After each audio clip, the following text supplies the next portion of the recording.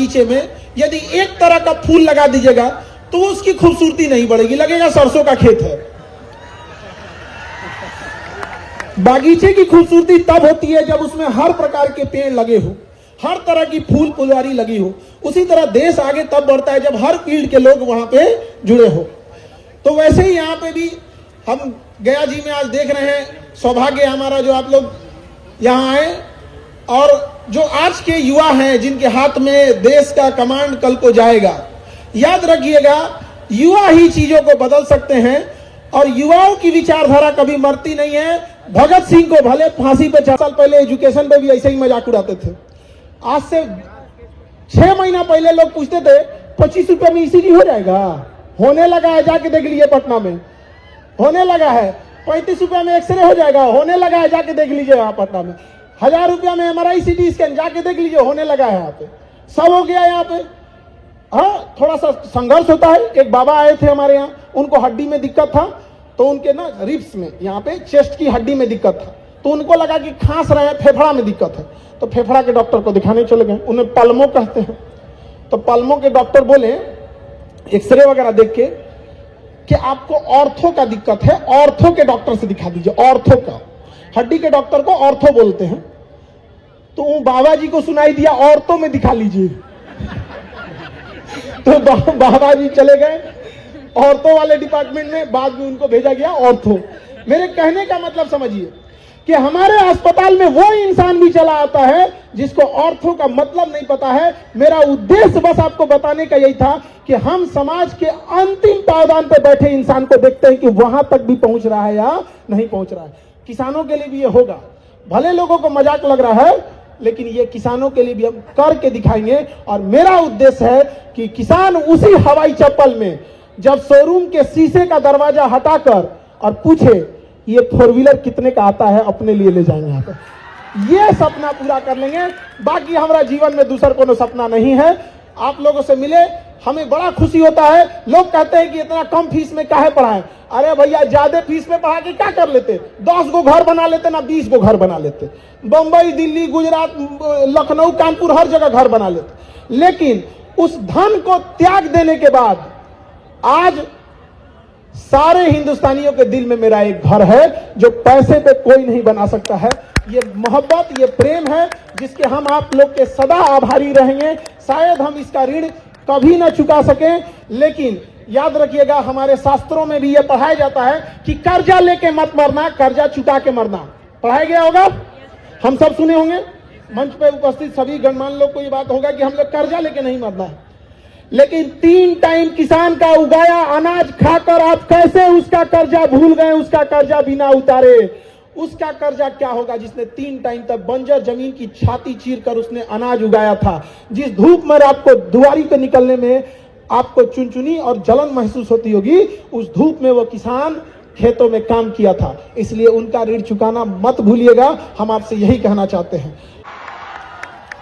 बहुत सारे आपकी खैरियत नहीं, हैसियत पूछते हैं कि कितना कमाते हो। याद रखिएगा यहाँ पर, वरना ये समाज आपको नहीं छोड़ेगा।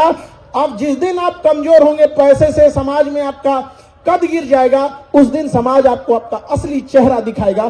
फिर समझ में आएगा कि समाज क्या है। फिर कहते रहिएगा दुनिया गोल है तो दुनिया चपटी है, ना दुनिया गोल है ना दुनिया चपटी है, दुनिया मतलबी है, मतलबी। जितना जल्दी समझ में आ जाए समझ जाइएगा। सब जगह अलग अलग भाषाएं बोली जाती है, कहीं मगही, कहीं भोजपुरी, कहीं मैथिली। बताइए तो, कई लोग कहते हैं मैथिली बड़ा मीठी भाषा है। हमनी के भोजपुरी बोले वाला ही जा, हमनी के तो भोजपुरी बुझाला, बचपन से हमनी के भोजपुरी बोल ली जा। लेकिन तनी सा विद्यालय कॉलेज में आ जिला के बाद तनी सा डेकोरम मेंटेन कैला के चक्कर में हिंदी बोले के सीखले पड़ेगा। लेकिन हमनी के तो बचपन से भोजपुरी बोलनी जा। लेकिन कई लोग कहते हैं कि कौन सी भाषा बड़ी मीठी भाषा है, जैसे बोलते हैं ना मैथिली बड़ी मीठी भाषा है।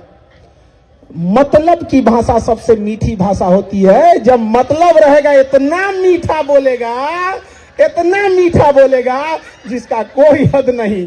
तो याद रखिएगा, दूसरों के ठोकरों से सीखिए। खुद ठोकर लगते लगते सीखेंगे तो ये जीवन ही बीत जाएगा ठोकर लगते लगते। और इधर जो युवा जनरेशन है, इन युवाओं को हम कहते हैं यार तू लाल पीला हरा के चक्कर में मत पड़ा रहा हो करो। आजकल का युवा पगला गया है, फोन पे बतियाता है, खाना खा लिया, मर जाएगा का बिना खैले यहाँ पर।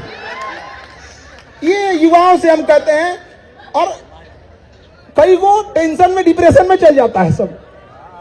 इस सब चक्कर में मत पड़िएगा। जीवन में कभी किसी के लिए आंसू बहाइएगा नहीं, क्योंकि वह आपके आंसुओं के काबिल नहीं होगा, और जो आपके आंसुओं के काबिल होगा वो कभी आपको रोने नहीं देगा, याद रखिएगा।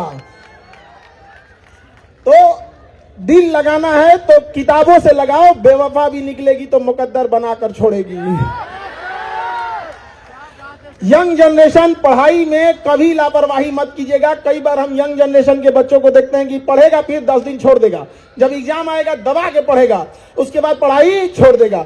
कंटिन्यूटी की जरूरत है। याद रखिएगा, लुढ़कते हुए पत्थर पे कभी काई नहीं लग सकती, और अगर लुढ़कना रुक गया तो पत्थर कितना भी विशाल क्यों न हो, काई लग के ढक देता है। उसी तरह जीवन को आपको ढक देगा। यहाँ पर अभी क्या समय है, आप बेरोजगार हैं, संघर्ष कर रहे हैं। संघर्ष में कोई साथ नहीं होता है, लेकिन जब आपकी कामयाबी हो जाती है तो पूरी दुनिया आपके साथ होती है। अभी आप कांच हैं, अभी आप कांच हैं, इसलिए सबको चुभते होंगे। जिस दिन आईना बनेंगे, यकीन मानिए पूरी दुनिया देखेगी आपको। तो जल्दी से जल्द मेहनत करेंगे, माँ बाप की उस सपना को जरूर पूरा करें। और आप, हमें पूरा विश्वास है आप कर सकते हैं। ऊपर वाले ने किसी चीज की कमी नहीं दिया। आज देखिए ओलंपिक का खेल हो रहा है, तो जिनके पास सारा शरीर ठीक ठाक है, उनसे ज्यादा मेडल पैरा ओलंपिक के लोग ला रहे हैं। जिनके हाथ नहीं है, किनके पांव नहीं है, किसी के आंख नहीं है, ऐसे लोग ओलंपिक में नॉर्मल लोगों से ज्यादा मेडल ला रहे हैं। और ऐसे पैरा ओलंपिक के जितने भी हमारे एथलीट और मेडलिस्ट हैं, उन्होंने ये साबित कर दिया कि अपाहिज लोग शरीर से नहीं, अपाहिज दिमाग से होते हैं, दिमाग से। इसलिए अपने इस बनाए गए पिंजरे से बाहर निकल के देखिए, दुनिया बहुत बड़ी है। दूसरे से शिकायत करना छोड़िए, खुद आप अपने आगे बढ़िए और अपने मंजिल को खुद जाइए। वहां पर अपनी मंजिल को भुला कर जिया तो क्या जिया, है दम तुझ में तो पा कर दिखा। लिख दे खून से अपने कामयाबी की कहानी, और बोल उस किस्मत को, है दम तो मिटा के दिखा।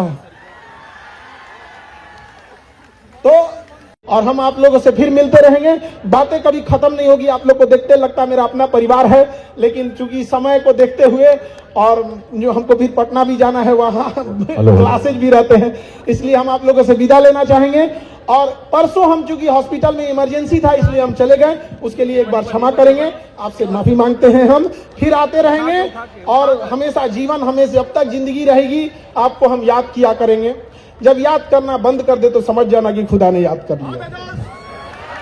बहुत बहुत धन्यवाद। कैसा लगा खान सर का स्टेज?